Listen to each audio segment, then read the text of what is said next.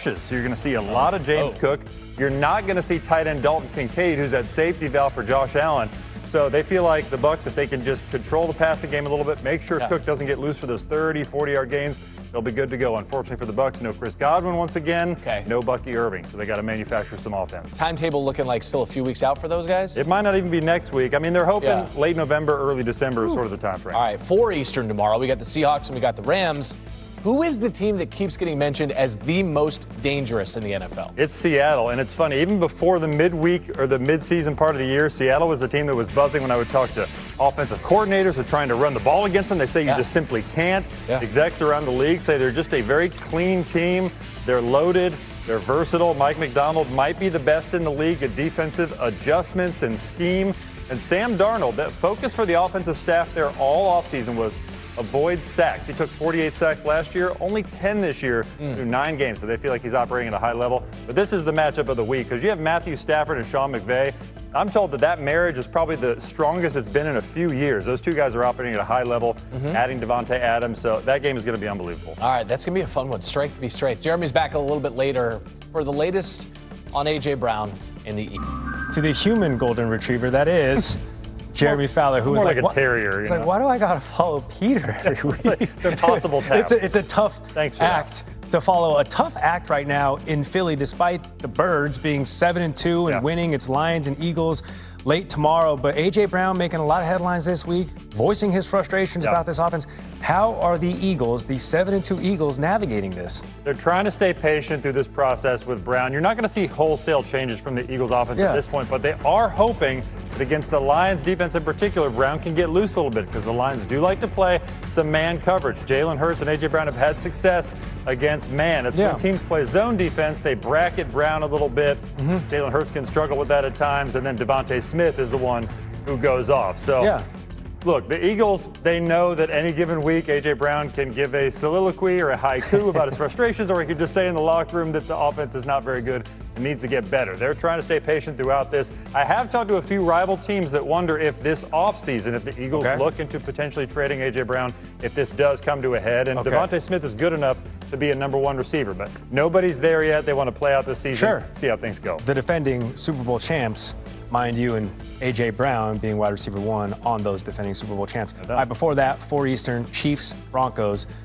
You talk of struggling offenses, and actually Denver's legitimately does struggle. Thankfully, they have one of the league's best defenses. So what is Denver saying about their offensive woes right now? They are saying that they're playing with fire if they don't improve. In fact, right tackle Mike McGlinchey told me that in the locker room last week. That, like, look, we cannot continue with this kind of action. They know Bo Nix will play better. They believe that he will. Coming off the last 10 days, they had the mini bye last week. They've gotten organized, but they feel like he's going to improve. He does like a little bit of no-huddle offense. He seems to thrive off that. We'll see if Sean Payton goes to that. And watch for Marvin Mims, wide receiver, coming back. That's big because he's missed the last few weeks with a concussion. He's considered sort of their glue guy, somebody that Nix looks to for those tough yards. So he's going to be big coming back. J.K. Dobbins, though, is out with a foot issue today, could be placed on injured reserve. It looks like he could be out multiple weeks. We'll see if they make that move today. Just some perspective on how good that defense is for Denver. They allow only 17 points per game, which is why that middle of the tier offense that's generating 22 points per game has the Broncos in the 3 seed right now in the AFC. Meanwhile, Kansas City on the this sounds crazy, on the outside of the current playoff picture. The Patriots won their 8th straight game Thursday night, the longest streak in the NFL, as New England improves to a league best 9-2 and secures its first winning season since 2021. Now let's take a look at the AFC playoff picture as it stands as of now, week 11. The Patriots, division leaders with the 1 seed. The Colts, of course, on a bye week in week 11 at 8-2 and the 2 seed. The Broncos hosting the Chiefs. Can they hold on to that 3 seed? The AFC West, a division to watch as the season rolls on. For more, welcoming in CBS Sports NFL writer Tyler Sullivan. Tyler, a lot of conversation in the AFC has been about that Broncos and Chiefs and who will come out of the West, but the Patriots making noise in the East. How clear of a path does New England have to the 1 seed in the division or in the conference?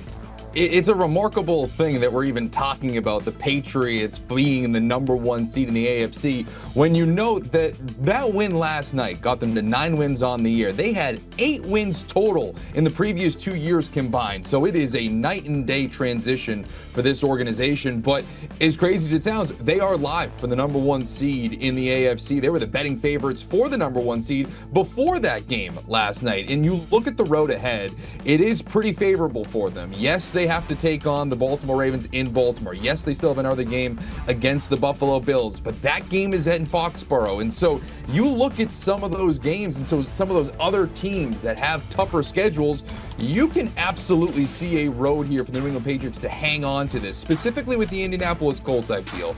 That is a team that I think we need to watch. Yes, as you referenced, they're on a bye, but let's not ignore the fact that Daniel Jones has started to turn the football over a little bit more than we were accustomed to in the first half of the year. The last 2 weeks, multiple interceptions, multiple turnovers. That's a little concerning, especially when you're going to a game next week against the Kansas City Chiefs. That's a tricky spot, especially if you're going up against Spags and you're turning the football over. Then with the Buffalo Bills, the main competitor in the AFC East, they just fell to the Miami Dolphins, and that is critical because the tiebreaker, one of the tiebreakers, is division record. The Patriots currently are 3-0 in the division, so even if you drop that game to Buffalo and you take care of your business against the New York Jets and Miami Dolphins yet again, you're sitting pretty there to win that division and possibly be the #1 seed. So the road is very favorable for New England. And how quickly things could change, right? As you mentioned, they've already eclipsed their record from the past 2 seasons combined.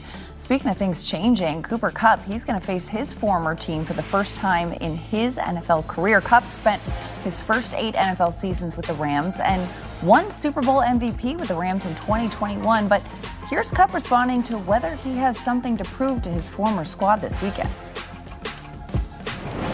You can't make this game about yourself. It doesn't work that way. You know, it's too much of a team game. There's just too many guys on the field doing too many things, working at such a high level. It's just about controlling what you can control, being a positive part of whatever it's called, and executing at a high level and coming back and doing it over and over again. And I mean, it would just be a shame to say I want this game more than any other game. That's doing a disservice to the guys that sit in this room with me. That would hold back anything from them because of my own ambitions or wants or desire. I'm coming in here every week and giving my all in my preparation and what I'm doing. And when I step on the field, you're going to get the best that I can offer you, because that's what the guys here deserve. And so that doesn't change based on any outstanding circumstances for myself. Veteran receiver Cooper Kupp saying all the right things as his Seahawks face his former team, the Rams. But Tyler, what are your expectations from Kupp in a game where the #1 spot in the NFC West could be on the line? Yeah, and Cooper Kupp saying all the right things, but of course, you give him a little bit of truth serum. He probably wants this game a little bit more than your average Week 11 game in the NFL. You're going up against your former team. I just don't know how much of an impact he's going to have, though. If you look over the last couple of weeks here, last 3 weeks even, he has 6 total targets. Not necessarily a super involved figure in this offense. He's a complementary piece to what is really the Jackson Smith and Jigba offense. He has 45% of the targets this season. That is the most of any player in the last 50 years. So you're looking at Cooper Kupp. He's kind of starved for targets in this offense. So not necessarily expecting a massive